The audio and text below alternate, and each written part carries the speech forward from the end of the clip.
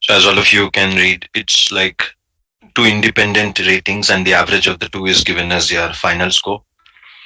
Our essay is evaluated by a human evaluator and then by a computer evaluator. And then of course, if the difference is more than 1 point, another evaluation is done. And then the discrepancy is resolved by the average of the three. The scoring rubric. So all of you can go through this.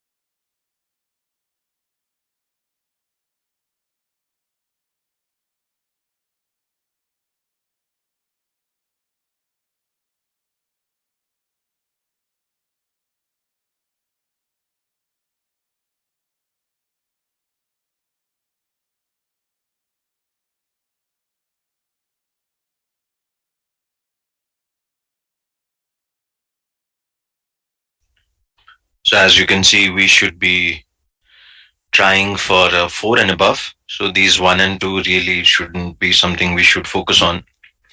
Rather, we should focus on getting the 4 at least. So if you want to get a 4, these are the points we need to keep in mind. The essay should identify significant flaws in the argument and analyze them adequately. It must adequately support, explain the main points of the critique using relevant supporting reasons and or examples. The essay must develop an adequately organized response, but use simple transitions to connect the ideas. And the essay must demonstrate enough control of language to convey ideas with sufficient clarity and also may have some flaws in conventions.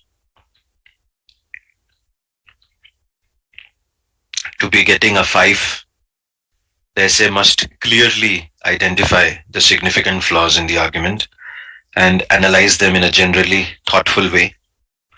The essay must effectively support and explain the main points of the critique using relevant supporting reasons and or examples, may show some persuasiveness. The essay must develop a clear and logically organized response and connect ideas with appropriate transitions. And finally, the essay must demonstrate control of language, including diction, some syntactic variety, and facility with conventions. So if an essay does all of the following, the essay will end up with a 5 score in the AWA, which is a very good score. If you're targeting to get a 6 out of 6, the highest score possible in the AWA section of the GMAT, then the essay should target all of these points. So to begin with, it should clearly identify significant flaws in the argument and analyzes them insightfully. So two very important points. One is identifying the significant flaws, and the second is analyzing them in a insightful way. Insightful would be where you throw some light. You are analyzing it in a wise way, in a way where you can throw some light on the discussion. Apart from that, your essay should persuasively support and clearly explain the main points. So the essay must support and explain the main points of the critique using relevant supporting reasons and their examples.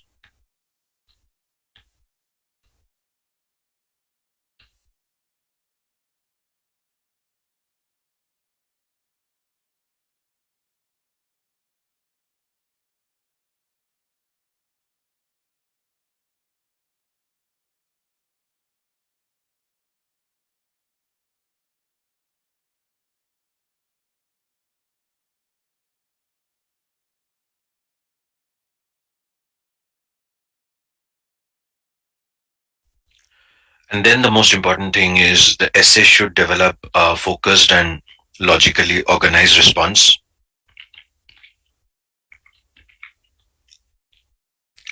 as in arranging the paragraphs.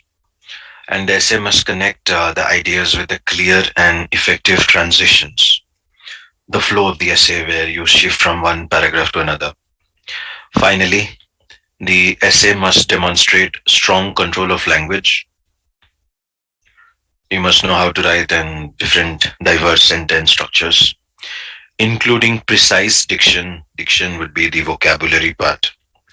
Effective syntactic variety, as in the sentence structures should not be of the same pattern. The sentence structures should have a diversity and a variety attached to them. And facility with conventions would include the grammar part. If the essay ends up showing and following all of these guidelines, there's a very good chance of your essay getting a 6 out of 6, which is the highest score possible in the AWA. So remember the points. One is identifying the flaws, another is analyzing them insightfully, then supporting the main points with relevant examples and reasoning, which should make it very persuasive. Then focusing on the logical analysis part and the presentation part, as in the paragraph writing. You should be connecting the ideas with clear transitions and effective transitions. The flow should be maintained well. It should not look like there is a mismatch in the different paragraphs.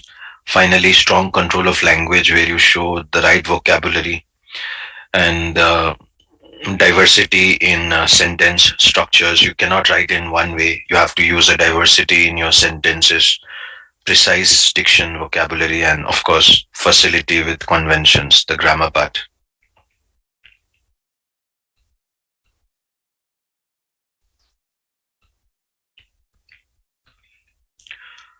What does the AWA score mean to universities?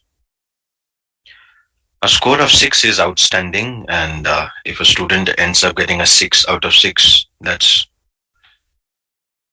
like a well articulated critique.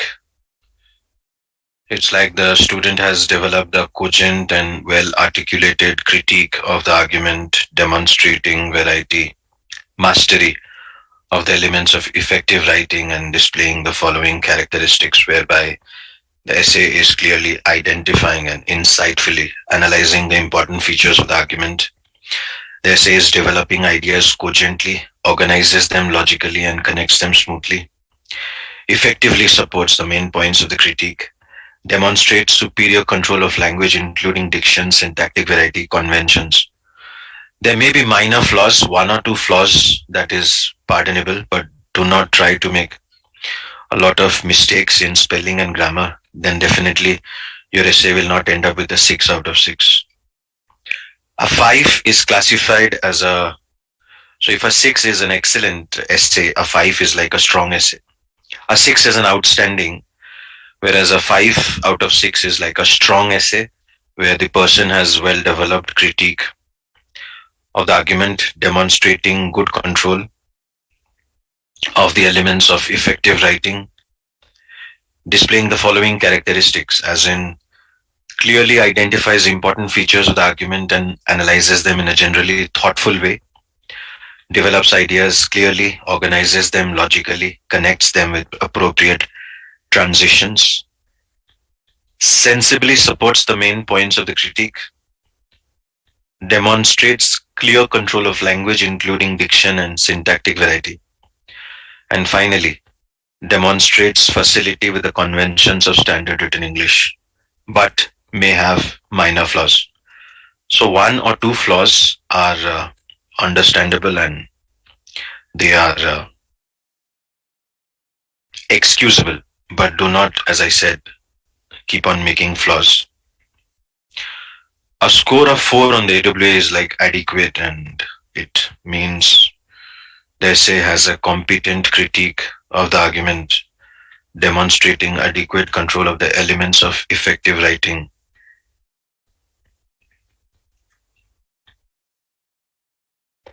And displaying the following characteristics, where the essay is like identifying and capably analyzing important features of the argument, develops and organizes idea satisfactorily but may not always connect them in transitions, supports the main points of the critique, demonstrates adequate control of language, including diction and syntactic variety, may lack syntactic variety, displays control of the conventions of standard written English but may have some flaws.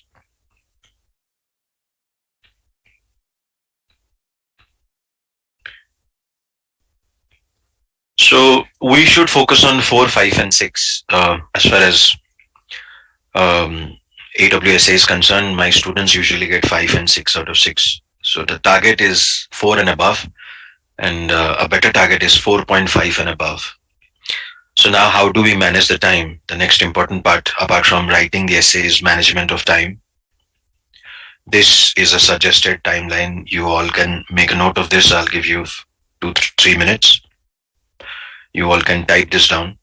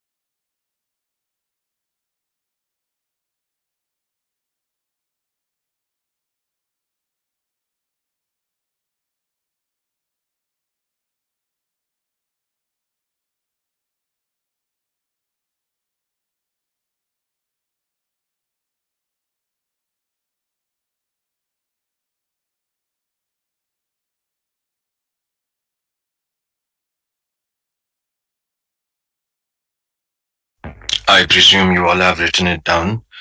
So as all of you can see, we give 2 minutes to read the argument thoroughly. That's the beginning part. After reading the argument thoroughly for 2 minutes, we can spend 5 minutes in finding minimum 3 flaws.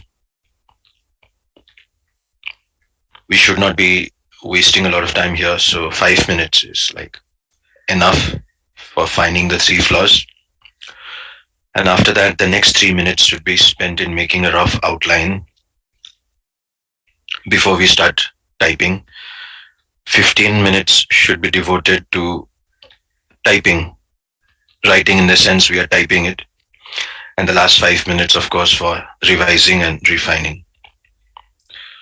So this is how we should divide the entire 30 minutes in effective way, so that we cover up each of these points, like reading it, finding the flaws, making a rough outline, and finally writing or typing it. And then, of course, before submitting, we must revise and refine. Now we go to the next part of our discussion, which is how to find the flaws. There are a total of 11 types of flaws, and we will do a detailed study of one after another.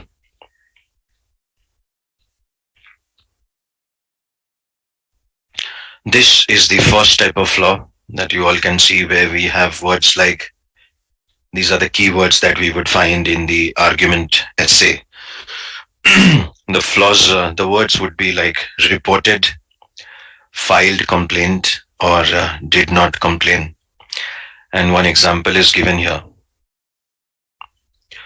Our research indicates that over the past 6 years, no incidents of employee theft have been reported within 10 of the companies that have been our clients. The flaw is, there are probably thefts that were not reported. We cannot assume that all the thefts were reported. So just because no thefts were reported doesn't mean they did not happen. There may be a situation where some thefts happened, but they were not reported. So that's where we cannot assume that all the thefts were reported. And this is the first type of flaw, where we have words like reported, filed complaint, or did not complain. I hope everybody is clear. If anyone has a doubt, you may ask.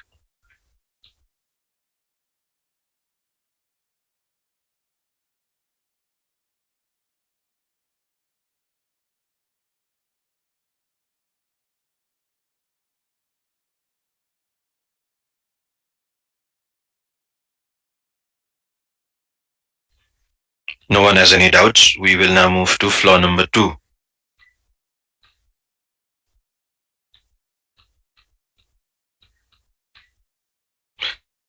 All right, so this is flaw number 2, where we have words like keyword is a wrong comparison. Beg your pardon. So as all of us know, only similar things can be comparable to each other. And this is where you can see that the different things are being comparable with each other. For example, look at this case study. In color film processing, the cost of a 3 by 5 inch print fell from 50 cents for 5 days to 20 cents for 1 day. And the mistake here is we are comparing 50 cents, which was for 5 day, with 20 cents, which were for 1 day service. That's not comparable. If it is 50 cents for 5 day, if it was 50 cents, I repeat, if it was 50 cents for 5 days, that means it was 10 cents per day.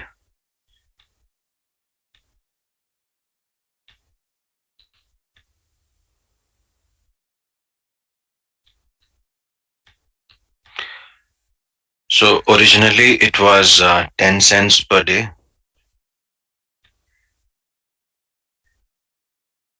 Now it has become 20 cents per day, as you can see here. So the price has actually increased, because this was the price in 1970. Yeah, 1970. And in 1984, it has become 20 cents per day. So in reality, the price has actually risen by 10 cents.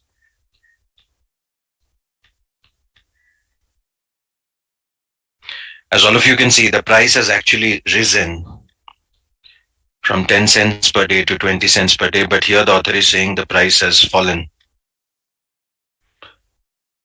So this is the flaw that you have to pick up. And this is happening because of wrongly comparing, or a wrong comparison.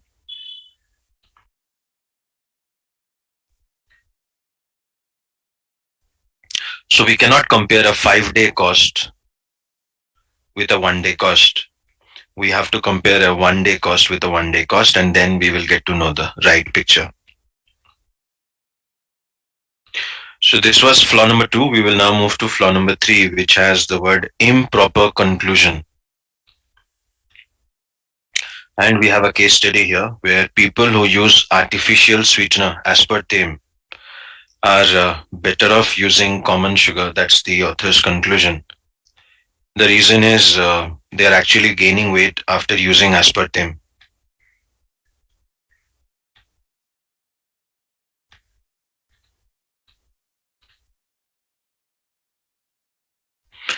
So the author is saying after using aspartame, the people are gaining their weight rather than losing their weight. So they should start using common sugar. But here the author is classifying all the people into the same category. That's the flaw, because there may be some people who may suffer from diabetes or they may have some kind of an allergy to common sugar, and these people will not be better off by using common sugar. It may hamper their health, it may put them in a difficult or a dangerous situation. So we cannot give this advice to all the people that they start using common sugar, because aspartame is making weight gain and not weight loss. So weight loss is not everybody's intention. There may be some people who are using it because of diabetes or allergies, and they are not well off by using common sugar. So they should stick to aspartame because common sugar is more dangerous for them. So this is all about flaw number three, which is improper conclusion. The next flaw is what we call as flaw number four, which has words like responded to survey, replied to questionnaire, participated in poll. One example is given here. Improved communications between employees and management was consistently ranked as the issue of highest importance by the employees who responded to the survey, but we have no information how many people responded to the survey. So that's the flaw we need to pick up. Unless there is data about what percentage of people responded to the survey, this data is inconclusive. Just using the word responded is inconclusive. For example, if the survey was done among 1,000 people and only 10 people responded, then no conclusion can be drawn based on the result of that survey. So we need complete data. Just the word responded would not convince us to accept the author's position. We need to know how many people participated in the survey and how many people actually responded out of the total participated. Out of those who participated, how many responded? And if it is something like 10 out of 1,000, then of course no result can be drawn, because 10 out of 1,000 does not support a change in any kind of a questionnaire or a survey, or any change in a company's policies. So I hope all of you got this. If anyone has a doubt so far, you may ask.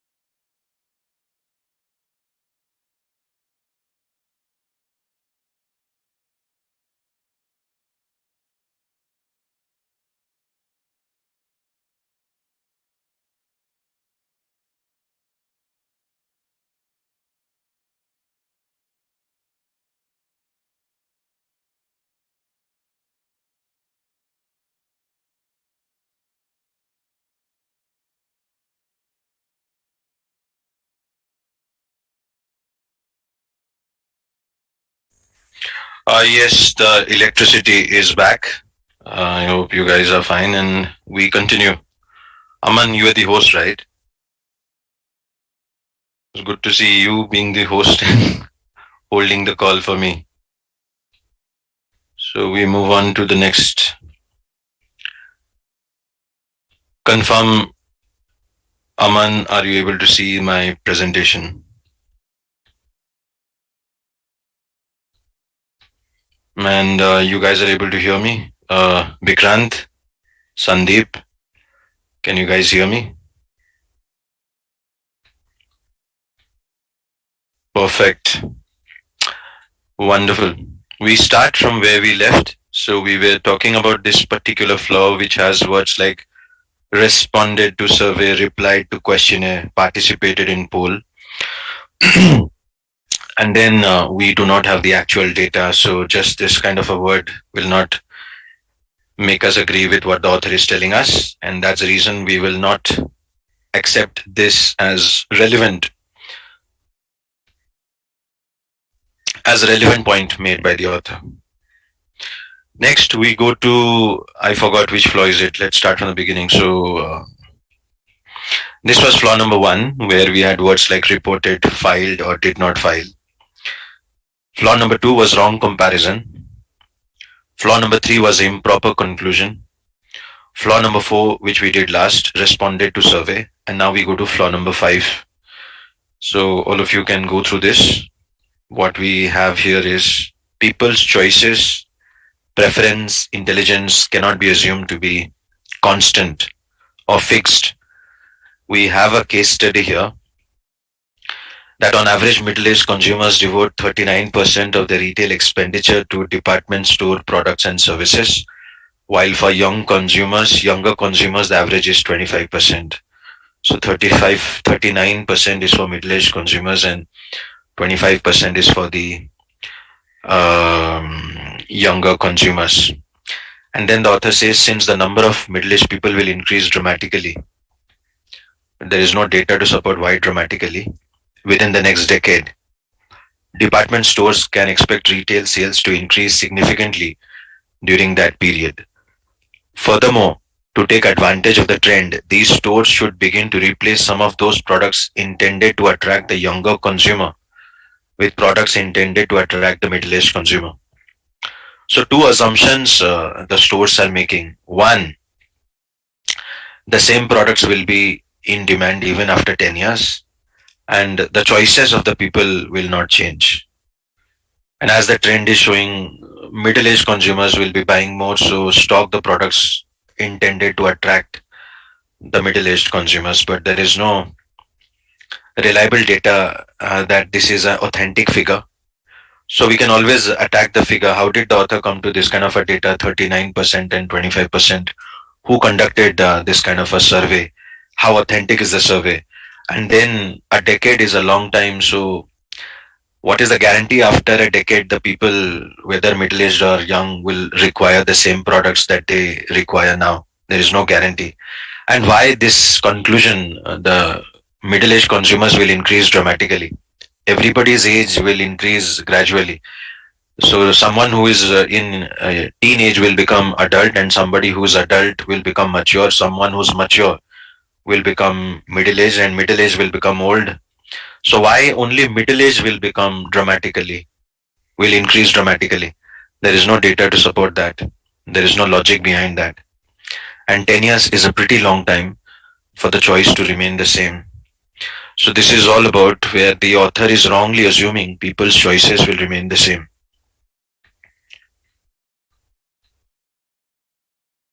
If anyone has a doubt, please ask. No doubt. So we move to flaw number six. And flaw number six is where we have words like studies reveal, research shows. One example is given here. Studies suggest that an average coffee drinker's consumption of coffee increases with age from the age of 10 through the age of 60. So again, we can question the authenticity of the study. Who conducted this kind of a study? How authentic is the study? How authentic is the research? And then, was the sample representative? Did it cover all the age groups? Did it cover all the genders? And then finally, is it still relevant? Maybe the study was conducted 30 years ago. Then, of course, it will not be relevant now. Something that was conducted 30 years ago or 20 years ago. If it was conducted within a year or 2 years, maybe we can give it some kind of an importance. So, three flaws we can find within that one flaw. One, the authenticity of the study. Two, the representativeness of the sample. Was it representative of the gender and the different age groups? Is it like the same people from the age of 10 to the age of 60 that you did the research, or was it like different people at different ages of their life? So that needs to be known. Is it the same people or different people at different stages of their life? And who conducted the survey? Is the survey representative?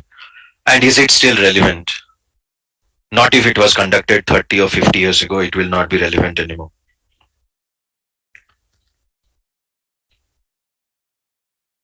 The next flaw, I think flaw number 7, is where we have such words like conclusions drawn without any data. And one example is given here. So the author is saying we believe that improved customer service is the best way for us to differentiate ourselves from competitors.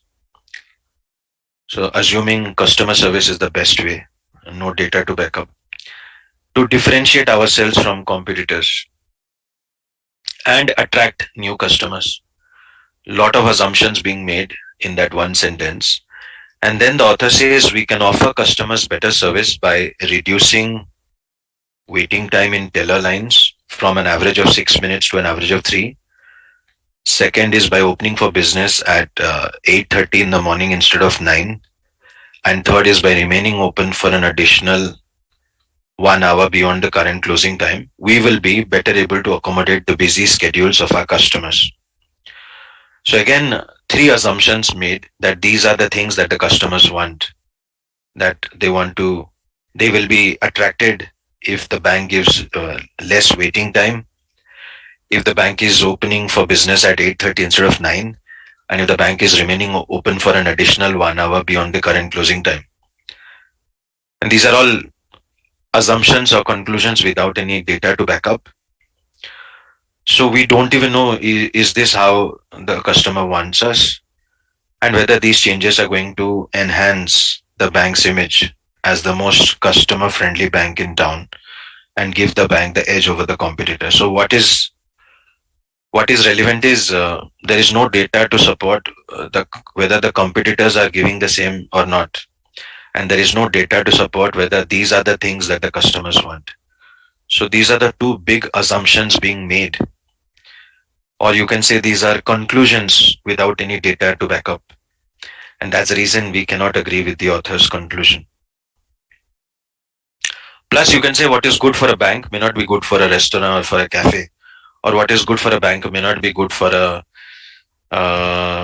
courier agency, or what is good for a bank may not be good for a advertising agency.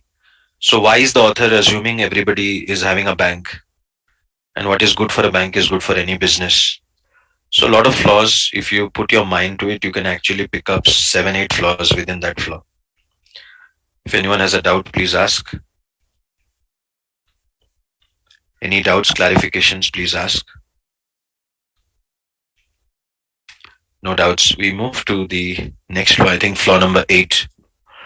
So when you come to flaw number 8, you'll have this kind of a verbiage like most, many, few, a lot. And again, these are all words without having any concrete data. One example is given here.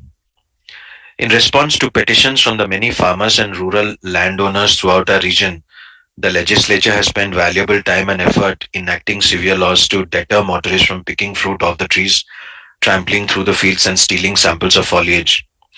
But the big flaw is how many petitions are being filed. We have got no idea. And the people, when you say many farmers, how much is this many?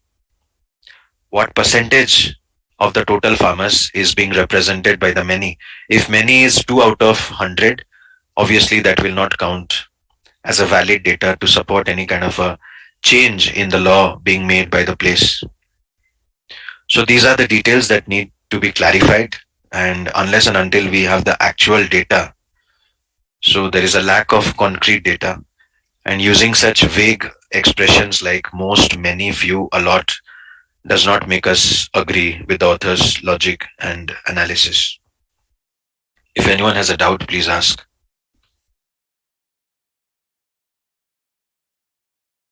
No doubts. So this is the end of flaw number 7, I guess. We go to flaw number 8. Let me just count: 8, 9, 10. No, that one was 11. So this one would be 7.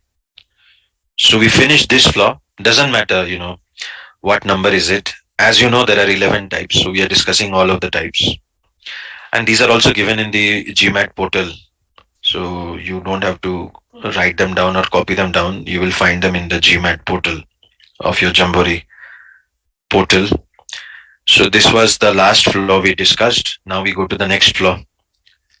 And this is where you come across phrases or expressions like proven method, surest way, ensure something, or guarantee something. Again, no data to support or back up. Look at the example. The surest way for architects and builders to prove that they have met the minimum requirements established by these codes is to construct buildings by using the same materials and methods that are currently allowed.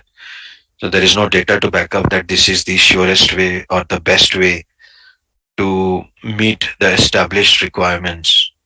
Minimum established requirements. We don't even know what are the minimum requirements and what are the codes. So there is a lot of data that is missing here. And because there is no data to support, we cannot agree with the author's claim.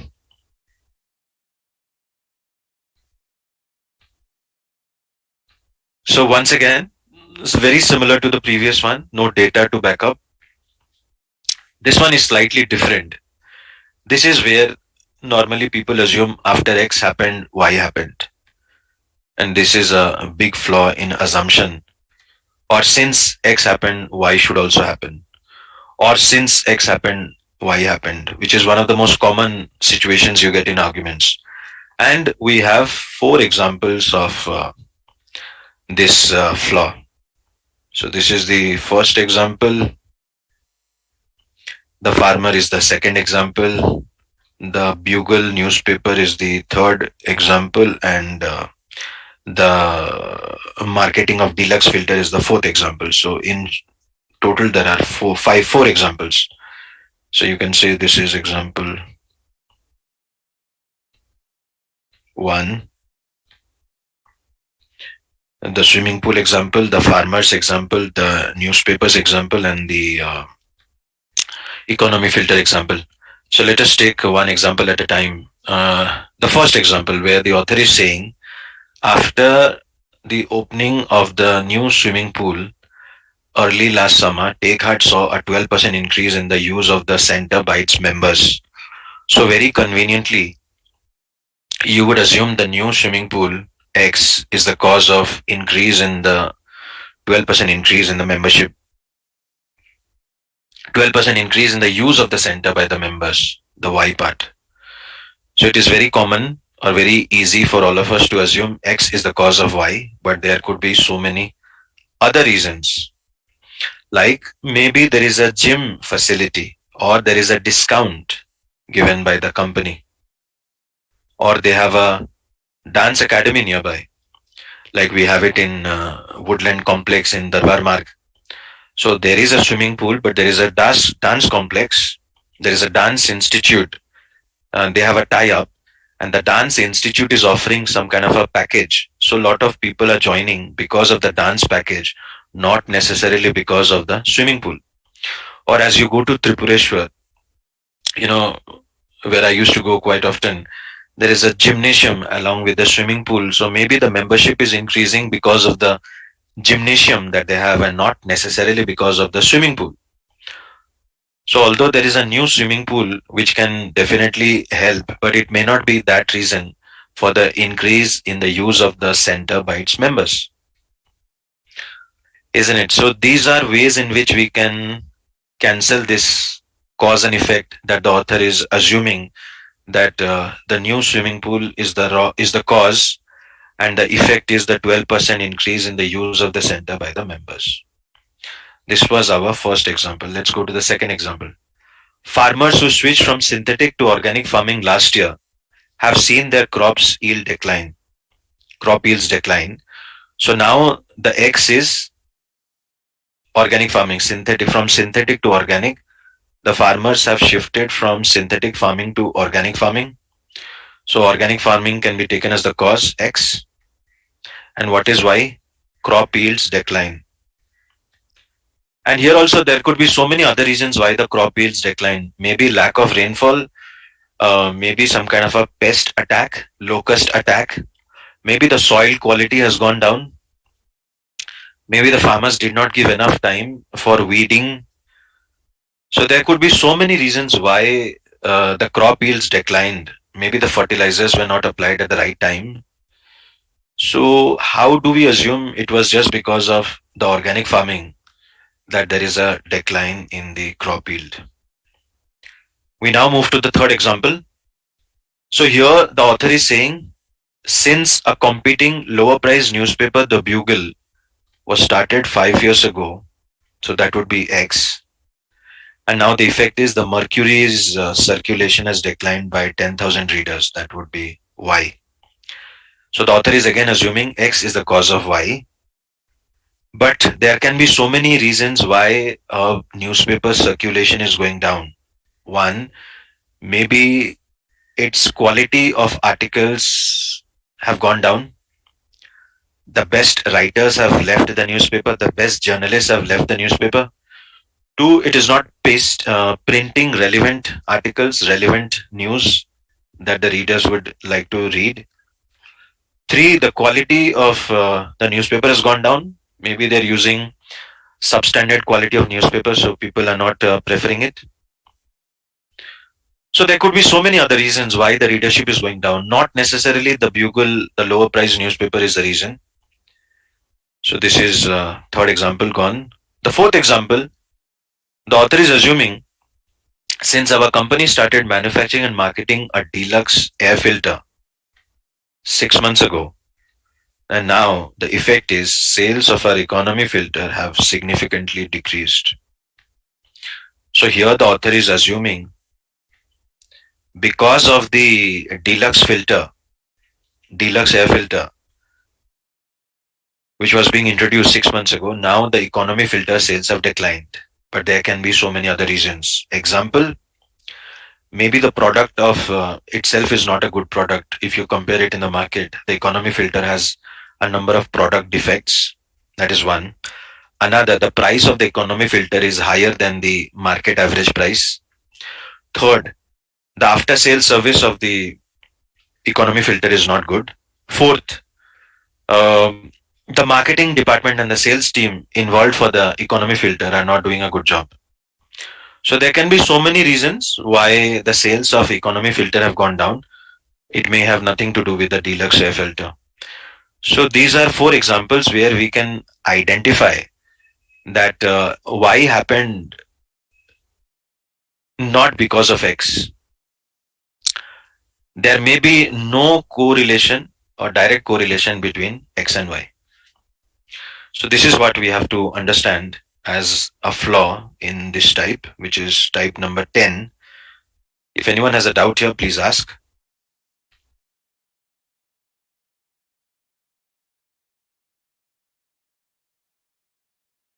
No doubts, it's quite simple and straightforward. Finally, we go to the last one, which is all about percentages. So this is type 11. Percentages are quite confusing. They're misleading as well. So this is all about percentage data, when the only data that is given is percentage data and not the absolute number. We have two examples to understand this flaw. The first example is where in a case of a restaurant, it is written waiters report 2% of customers who want refills typically ask for more tea. So is it 2%? See, if the total is 100, then 2% would mean only two customers. If there is a demand by two customers, I don't think any restaurant or cafe is going to change their policy. But yeah, if the total number of customers are 1 lakh, then a 2% of 1 lakh would become 2000. And if 2000 customers want some kind of a change in the company policy, maybe to give a refill to the tea drinkers or the coffee drinkers. Now, here it is tea drinkers, but it could be coffee drinkers as well. Yeah, if 2000 customers put across this kind of a demand, then maybe the company or the cafe would be, liable to look into that matter. Not when only two customers. So percentages are not reliable. We need to know the actual number. 2% of 100 or 2% of 1 lakh. So this is the first example. Second example, in a recent citywide poll, 15% more residents said that they watch television programs about the visual arts than was the case in a poll conducted 5 years ago. But again, 15% of what? So here you can give this example like why percentages are unreliable or misleading. Look at this example here that you can always write in your case study. That let us take the example of two cars. One is a car A, the other is a car B. And car A's price, let us increase it by 50%, car B's price by 10%. So if you compare the percentage data, you would feel car A is costlier than car B. Just comparing the 50% increase to the 10% increase. So car A's price has increased by 50%, whereas car B's price has increased by just 10%. And just on the basis of the percentage data, you would feel car A is costlier than car B. But then if you add the base price, let us assume the price of car A was 10,000 and after 50% increase it is now $15,000. So let us take the price of car A as $15,000, which is the new price. And car B, let us assume, was already $20,000, and after just 10% increase it has become $22,000. So car A from $10,000 has now become $15,000, which is the new price. And car B from $20,000 has now become $22,000, which is again the new price of car B. Now, if you compare the prices of car A, car B, you would now realize car B is costlier than car A because $22,000 is any day greater than $15,000.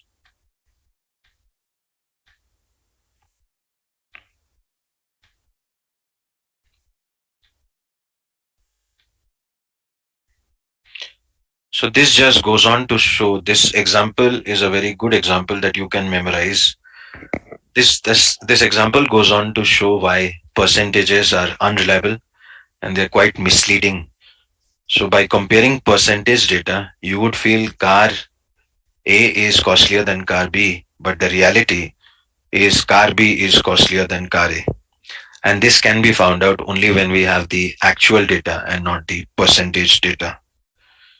If anyone has a doubt here, please ask.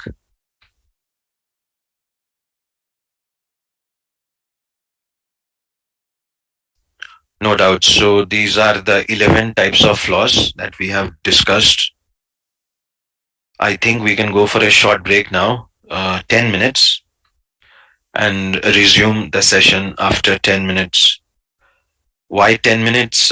Because of electricity thing, I don't know. So let's not waste time. Let's just take 10 minutes break. All of you can enjoy your break. And after 10 minutes, we will resume our session. Please enjoy your break, all of you. Or maybe you can take 15 minutes. Fine. That's okay. I don't think we are not having any rain, so I don't think I'll have any power failure. So 15 minutes break. We resume at our usual time of 8:15.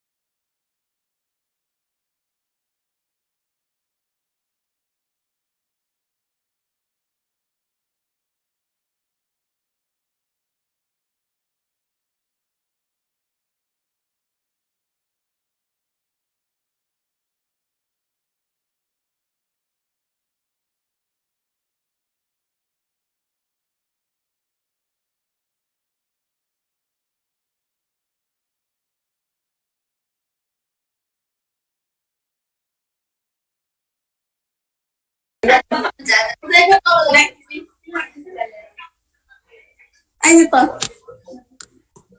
Sa sunod na.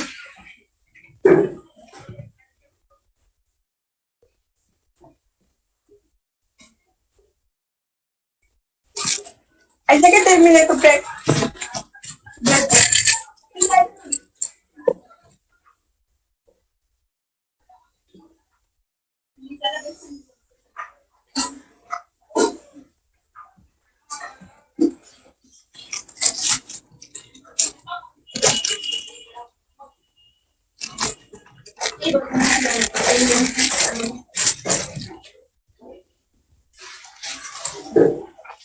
Pagdani pala sila ganyan. Pagkala ito ganyan.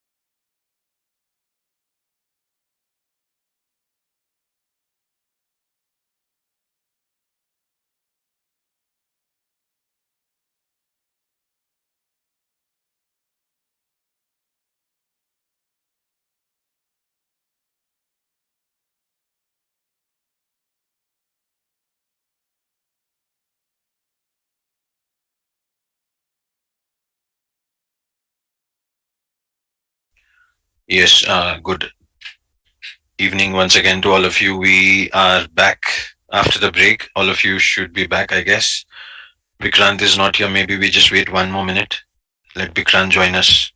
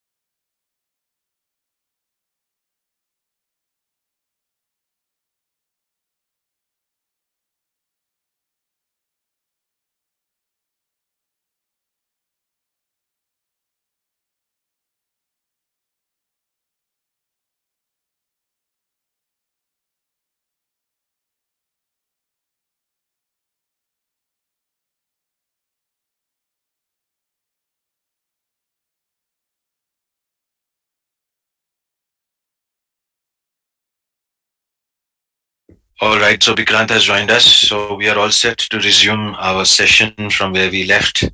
And now we go to the next discussion, which is the outline of our essay. So all of you can make a note. This is the outline. You can maybe take a screenshot or type it down, or maybe you don't need to because it's already there in the portal. So you do not need to have a screenshot, but if you want, you can take a screenshot. It will help you as a guide for your reference.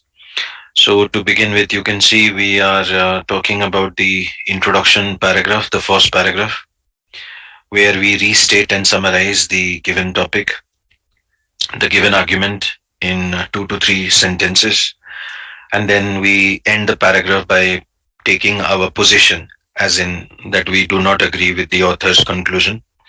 So we have two examples like this or like this.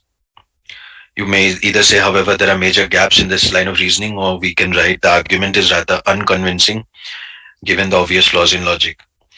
After the introduction, we write the second paragraph with the first flaw using firstly, and we state the flaw with easy to understand examples and similar day to day occurrence.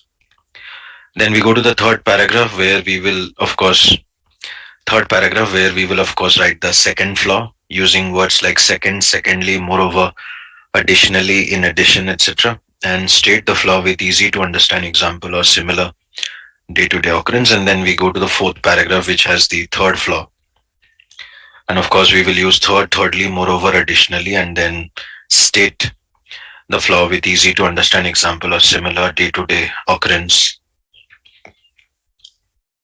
So now we will go to the last paragraph, the fifth paragraph. And the fifth paragraph, as you know, is the last paragraph and it will be the conclusion paragraph.